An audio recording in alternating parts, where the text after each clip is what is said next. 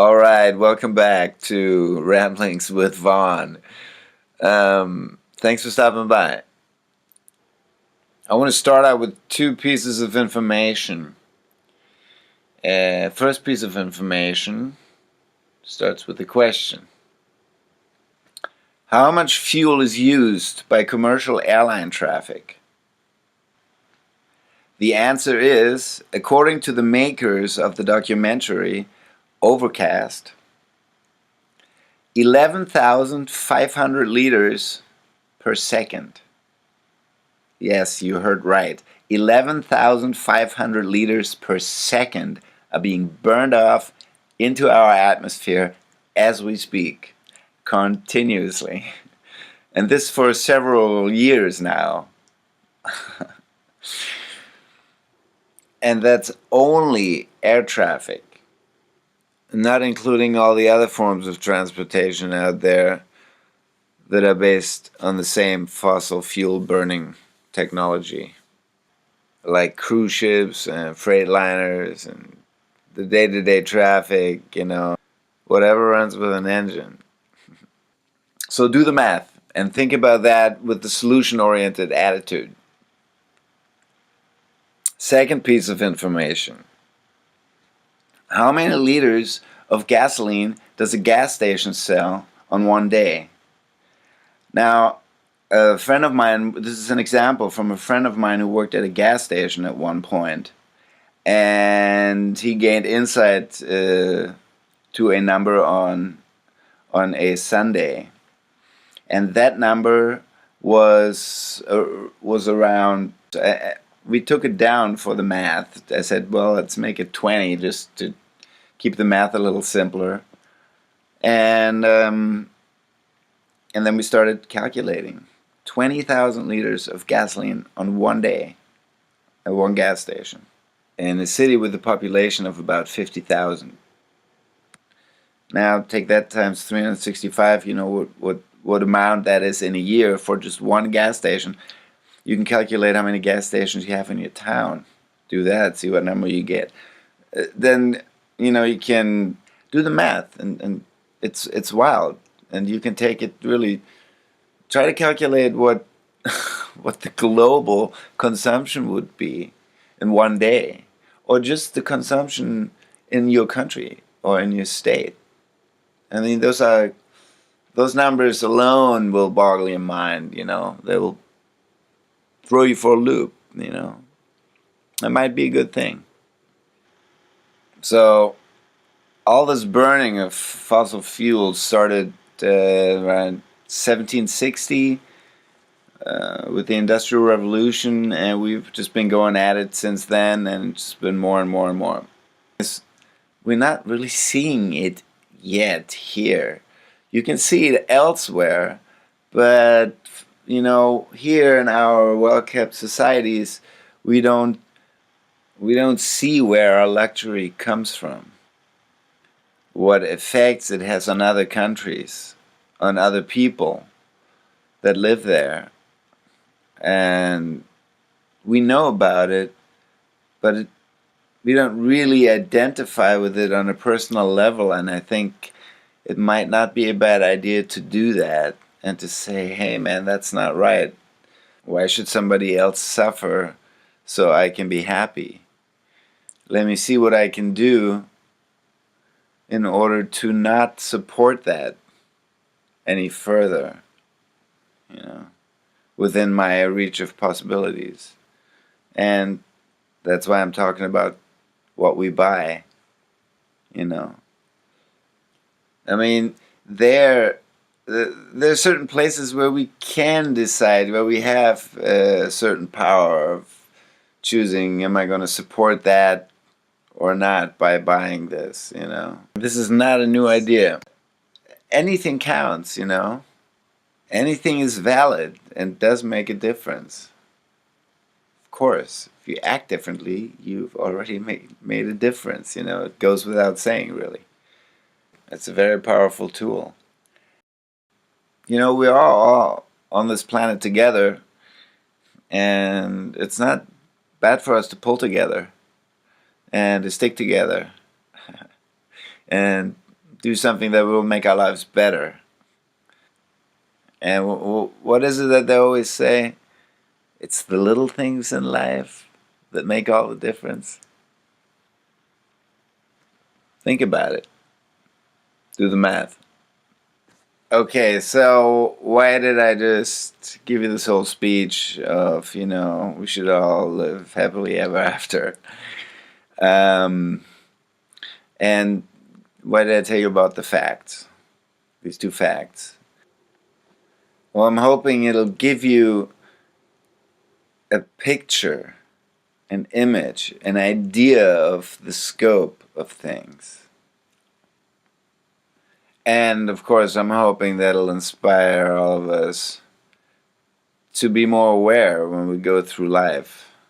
Of course, in the way we treat each other, but also in our consumption. Really, this is this is a monster that I think can only be conquered in small steps due to the massiveness of its scale. But nonetheless, let's get to it, man. With joy and vigor and excitement. We don't want to lose our planet. She's not called Mother Earth for no reason. We need what the planet gives us. This is not just an old hippie saying peace, love, and happiness. This is real. This is real. It's nothing new. So anyway, let me get to the practical part of it. And there I'm going to start with the shoes.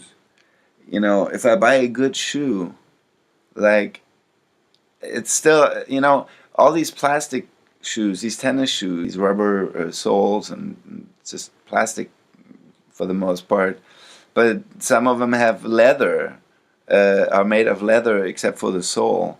So when the sole wears off, you throw the shoe away. But leather is still made from animals. So in this case, my argument would be for least amount of pain and least amount of trash, an all leather shoe or all cloth shoe would be the best money spent, so to speak, all around. Because a full leather shoe will leave no toxic waste when you eventually dispose of it, because it's a natural product. And a good quality leather shoe will last you a long time. I have a pair that I have over 10 years now. And since it lasts longer, you'll create less pain for the animals because you need less leather, as compared to sneakers, who are partially also made of leather but have a much shorter lifespan. So, do the math. Plus, with sneakers, there's all that plastic, they're more and more just made from plastic, and that's, the deadly trash that we really kind of want to avoid, in order to create a sustainable environment for humanity. All right, so again, this is just an idea, and it fits into the category of practical things we can do to make a difference. And it may sound far-fetched to some of you, but if you do the math, it's actually a very real thing that we can consider when we go out there and purchase things. In this case, shoes. But it's really about a new or a different way of thinking about the relationship we have with our environment, the relationship we have to the planet. That's really what is behind all this for me. Just a new approach of looking at things. A healthier way. A more sustainable way. And these are small things that I think about that come into my mind So maybe there's something in it for you. Alright, let's do some walking. Next crazy idea. Paper cups. To-go cups. Seriously, people. Seriously. Stop. There are alternatives. You can do some serious good in this regard too. Do the math. I mean, I know it's practical. I used them the longest time, you know, and then I thought, my God, and I had this moment where I saw it was at a Starbucks in Los Angeles, and I noticed this huge trash container and how often it got filled, and it, you know, I became aware of how much trash that was. So I started calculating right away. 2 cups a day times 365.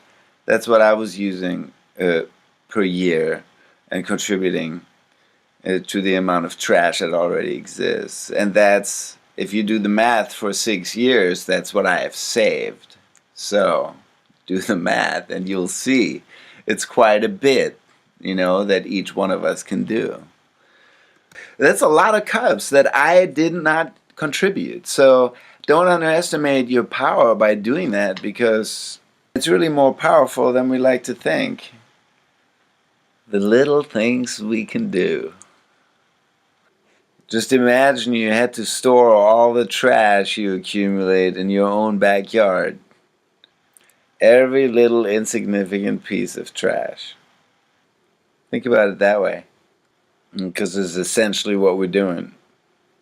If you're into to go, then you know you probably have one of those metal things already, the metal cups.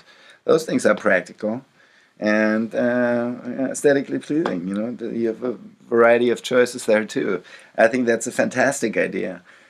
And honestly, I don't know why it's even allowed, why the government allows this sort of pollution, because it doesn't make any sense. It's cheaper. At least here in Germany, you pay less tax on the cup when you take it to go, so it's like an incentive to take it, and especially if you don't have money. And it's like most people, you know, rather have less money than more money, you know.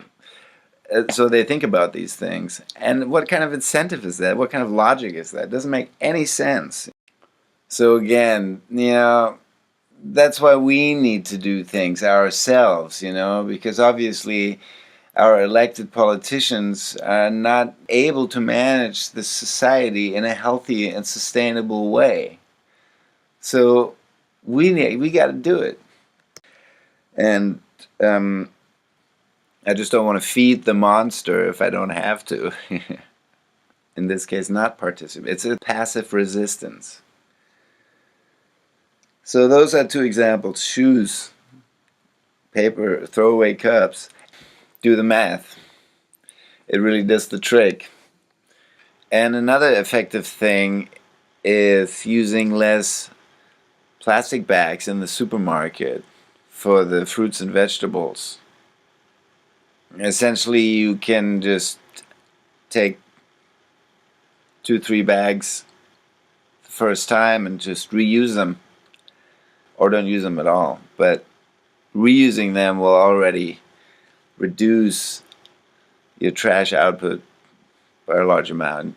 It's not the latest trick in the book, but I thought it's worth mentioning anyway. Because it didn't occur to me right away until I caught myself one day. But all this awareness of these side effects, these undesirable environmental side effects that are connected to the production of plastics, all this packaging, you know.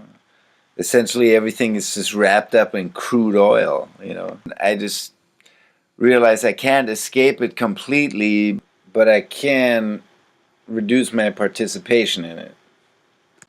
Alright, so that's about it for today. There are some links in the description, and ideas are always welcome. Comments. Give us a like, hit the subscribe, spread the love, do beauty. Be good and take care.